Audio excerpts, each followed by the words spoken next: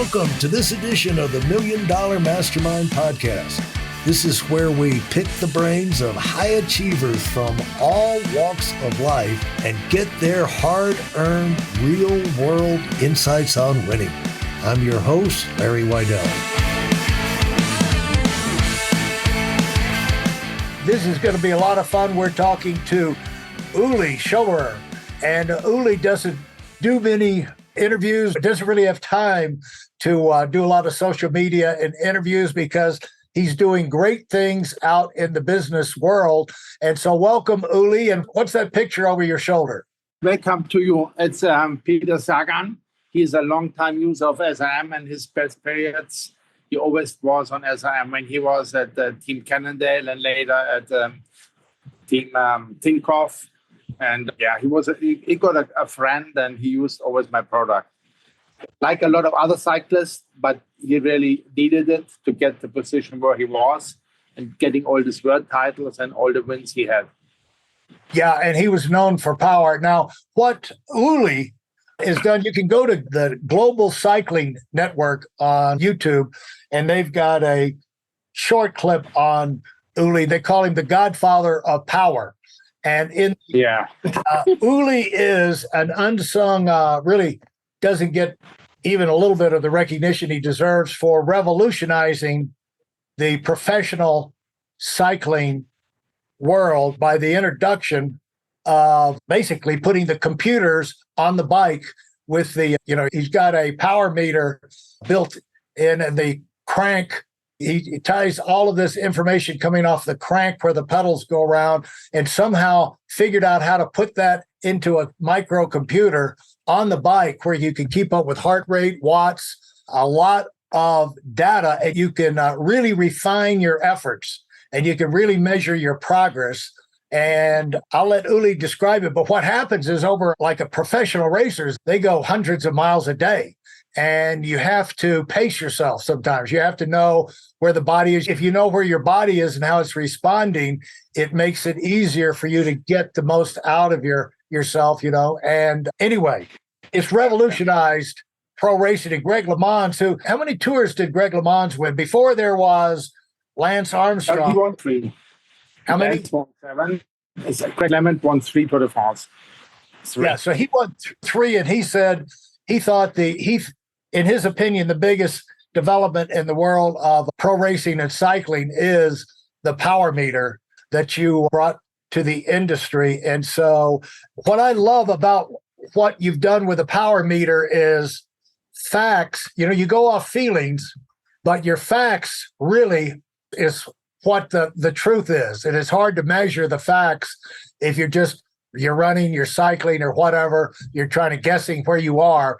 But this takes all the guesswork out. And it came to you that the power was generated right in that crank. And you somehow that took place.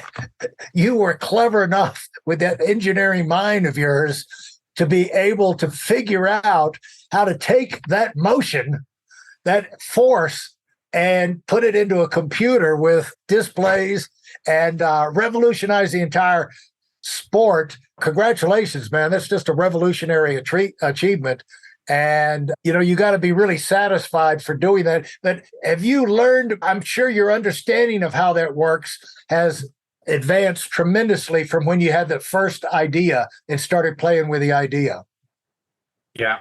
Now I go back when I grew up in Munich. So this is south of Germany in Bavaria. And at that time, you had a lot of bike races there on the weekends, almost in every village. You need not to go far by car to do a criterium, to do a race. And at that time, still, the Tour de France was very popular. And at that time where I grew up, there was Ben Arnault.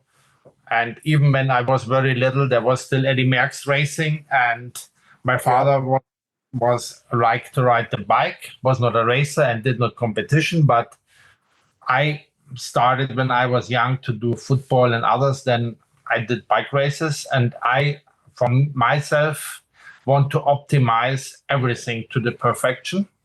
And I said, okay, at one point, I came to the conclusion to describe the quality and quantity of the training, you have to measure your power.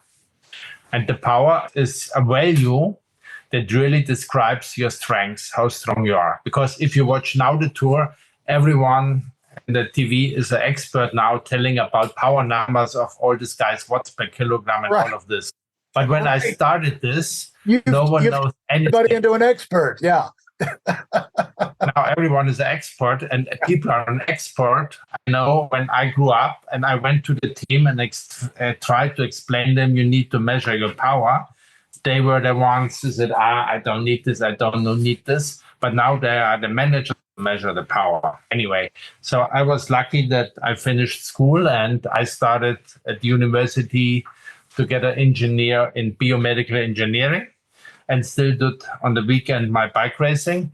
And I said, okay, I want to measure my power to see the quality of my training.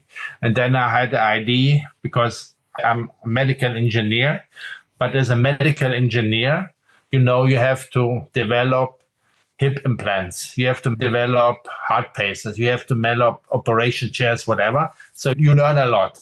You learn how the body is functioning, and you learn also the technique, how to measure values. Like you can put strain gauges. Strain gauges, what I use now in the power meter. But at that time, you put strain gauges on bones, on the hips to see the stress. What is the stress in the bone? What is the stress in the teeth? But also in medical engineering and machine engineering, you put strain gauges in the car. So I said, okay, I think I should use this type of equipment, put somewhere on the bike and measure at least a force the cyclist puts on the cranks.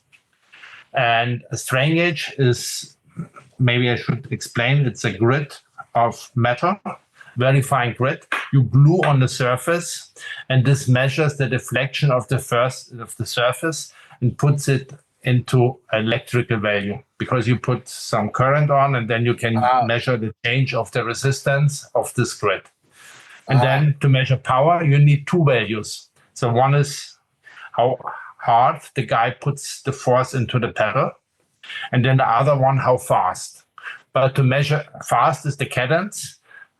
It's easy to measure. You count. It's a simply counting. So whatever.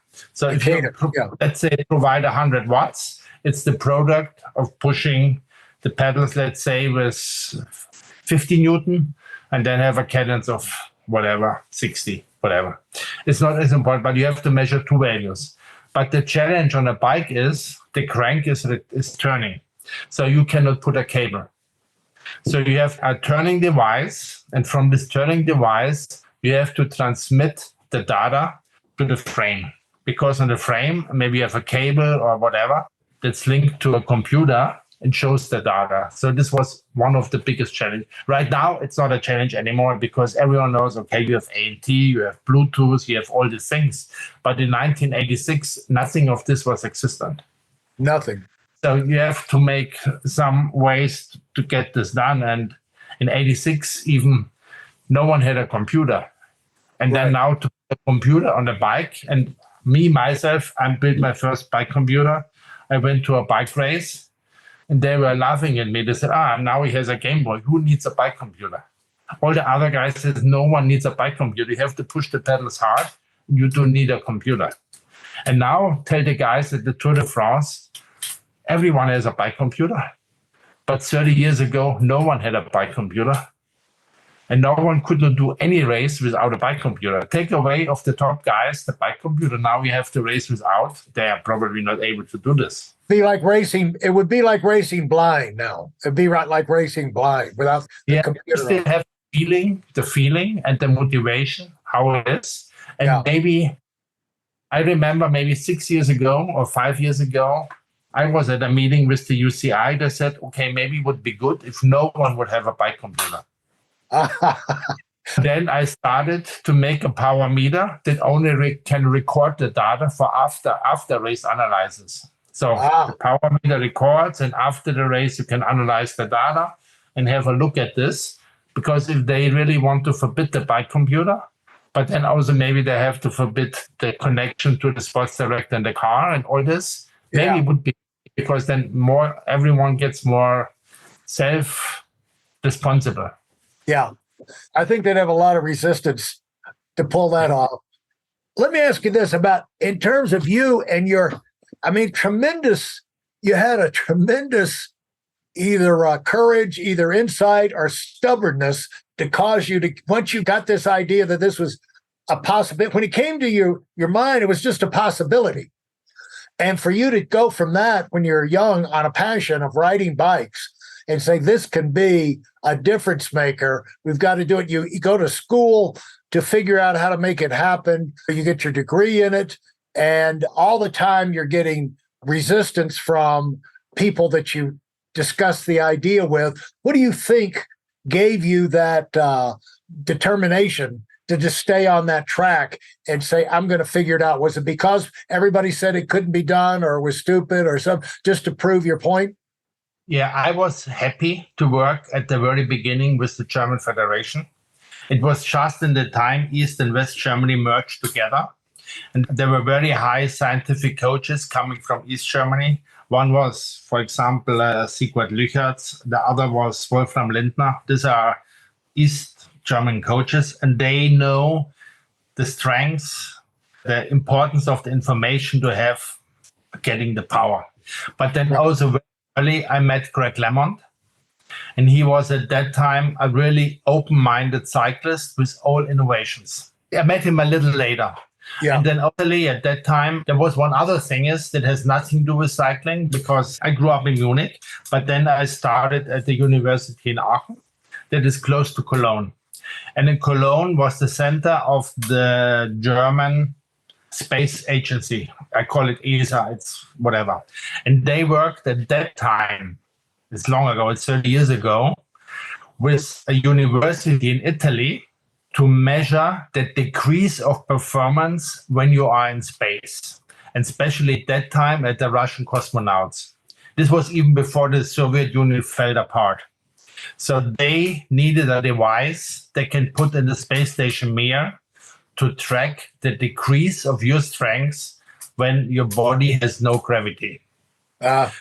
Working with that university in Udine, it was Steve Pramparo was the professor. I met another professor at the University of Ferrara. His name was Conconi.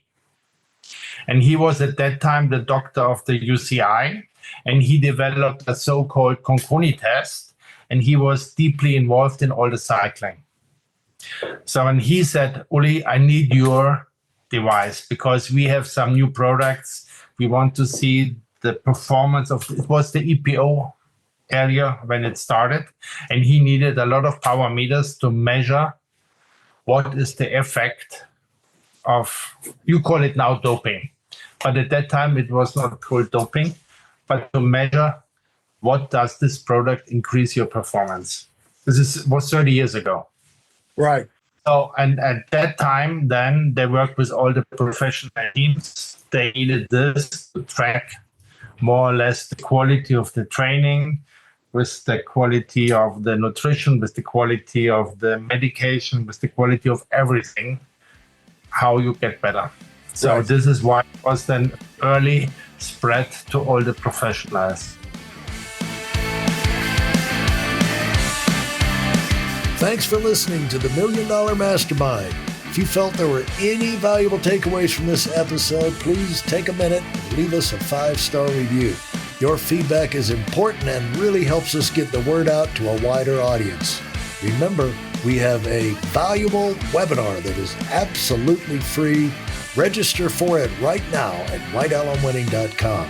Thanks for listening.